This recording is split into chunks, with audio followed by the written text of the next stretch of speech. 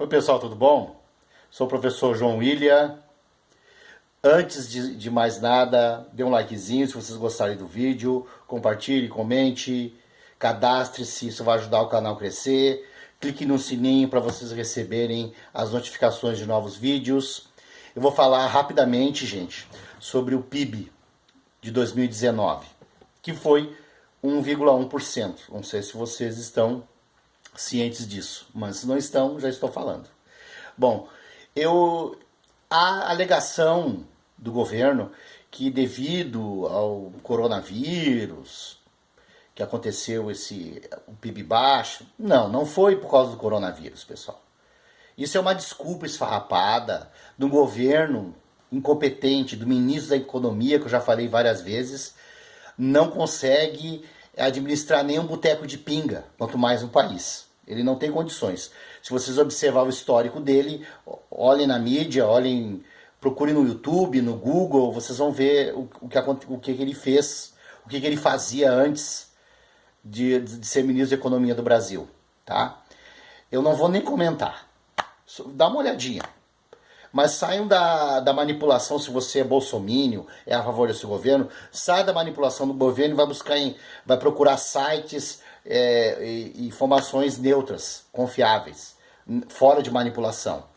Tá? Aí vocês vão saber direitinho. Mas se vocês der um Google, vocês vão ver que o PIB é 1,1%. Tivemos praticamente a economia brasileira ficou estagnada, né? Nós estamos com a inflação muito baixa, que eu já comentei num vídeo anterior. Essa inflação baixa é devido ao baixo consumo. Não é coisa boa quando a inflação baixa, se houvesse um consumo alto e a inflação fosse baixa. Aí sim é uma vitória. Como o consumo está baixo porque as pessoas não têm dinheiro para gastar. Não tem dinheiro para comprar nada, só compram o essencial. Bom, então como eu estou falando para vocês, o PIB, voltando ao PIB, o PIB do Brasil praticamente 1,1% é quase nada. Olha só, em plena crise, uma grande crise econômica que foi comparado por economistas internacionais e até brasileiros, que foi tão grande ou talvez maior que a crise de 1929, só não provocou o estrago de 1929, porque tinha dispositivos para conter um pouco da crise. Em 1929 não tinha esses dispositivos, não tinha, vamos dizer, esses amparos legais para tentar conter a crise. Mesmo assim, provocou uma grande crise no mundo todo, com exceção de um país, o Brasil. O Brasil estava blindado, ficou blindado para essa crise momentaneamente. Claro, ela durou vários anos e ela acabou afetando um pouco o Brasil. Mas a crise dos bancos imobiliários que ocorreu em 2008 nos Estados Unidos. Quem não se lembra, o presidente era o Barack Obama, e o Barack Obama tem algumas fontes de informações, mas a maioria das informações que eu tenho, que ele injetou no mercado para salvar os bancos, para salvar o mercado financeiro dos Estados Unidos, ele injetou 3 trilhões de dólares para salvar os bancos. Claro, os Estados Unidos, os banqueiros que provocaram isso, os empresários que provocaram isso foram presos. Aqui no Brasil não, né? Aqui no Brasil não acontece isso, mas lá eles realmente enfrentaram o rigor da lei.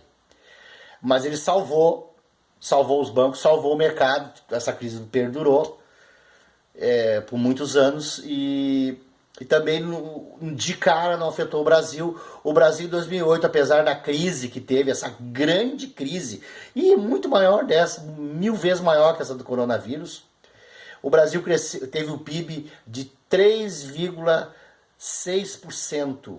3,6%. E uma crise que foi identificada como uma das maiores crises do capitalismo de todos os tempos. Segundo esses economistas, foi maior que a de 1929, que você sabe que quebrou a Bolsa de Valores de Nova York, porque não tinha dispositivos de segurança como tem hoje. A Bolsa fecha, o governo injeta dinheiro na economia, faz 1000 coisas para não quebrar. Naquela época não tinha isso aí. esses dispositivos. Então, o coronavírus, claro, ele provoca, provavelmente pode ter provocado uma queda do PIB. Não digo a porcentagem foi tão alta assim de reduzir tanto o PIB brasileiro, né? Que era, segundo muitos institutos de pesquisas internacionais, nacionais, disseram que ia ser no mínimo 2,5% o aumento do PIB. E não foi a menos da metade, 1,1%. O que eu quero dizer para vocês é que todo ano tem crise. Ou é seca, ou é chuva demais, ou é falta de chuva, muita falta de chuva, ou muita chuva. Sempre acontece alguma coisa, alguma crise durante o ano. Dificilmente greve dos caminhoneiros e uma série que no caso enfrentou o Temer, sempre todo ano acontece alguma coisa que afeta a economia. Isso sempre acontece. Todo ano, vão pesquisar, gente, vão no Google ver, todo ano, quase, não digo todo ano, mas quase todo ano acontece alguma coisa que afeta a economia. Não tem. O coronavírus é mais um problema, mais uma crise que afetou a economia, mas nós tivemos assim, em matéria de produção agrícola, tivemos grande produção agrícola, a indústria, apesar de a indústria reduziu bastante, quebrou muitas indústrias, que esse governo não trabalha para as empresas nacionais, trabalha para as empresas estrangeiras, trabalha para o capital internacional. Por isso está acontecendo essa crise com as empresas brasileiras. Por que o PIB foi baixo? Porque não tivemos um planejamento econômico, o governo não tinha plano econômico. O plano econômico é acabar com os direitos, e já foi provado no governo Temer que acabar com os direitos não gera emprego, não gera investimento. Foi provado com a reforma trabalhista no governo Temer, que acabou com vários direitos trabalhistas. Agora vem a reforma da Previdência. Eles conseguiram aprovar a reforma da Previdência. Essa crise econômica, toda ela que nós estamos vivendo, foi provocada começou lá no governo Temer e culminou no governo do Jair Bolsonaro, do presidente Bolsonaro. Quer dizer, eles não tinham plano de governo. Ele não foi em debate, né? Ele não foi em debate, ele não debateu com ninguém, não mostrou o que queria fazer pela economia, não mostrou o que queria fazer pela educação, pela saúde, não mostrou nada. E foi eleito mesmo assim. Né, pessoal? Então, revisem os pensamentos de vocês. Esse manifesto contra o Congresso Nacional é antidemocrático. Eu concordo que os nossos congressistas pecam muito, que sempre procuram aumentar os seus privilégios, salários altos, plano de saúde alto, viagens e uma série de coisas. Sempre são muito privilegiados e sempre querem manter ou aumentar esses privilégios. Concordo com vocês. Mas vocês que têm que fazer isso aí. Não é saindo dia 15 de março nas ruas. É votando. Começa agora as eleições municipais, comecem a não votar em candidatos indicados por esses congressistas que estão lá agora. Esses que votaram na reforma da Previdência, principalmente. Se eles forem candidato a prefeito, alguma coisa, ou se eles indicarem alguém, não votem nessas pessoas que eles indicarem. Então, o PIB mostra o quanto a nossa economia está destruída. Eu já te fiz um vídeo agora no mês de janeiro e fevereiro falando sobre a crise econômica que a gente está vivendo e está sendo manipulada. Eu falei que em março ia explodir, e explodiu realmente. O PIB está assim.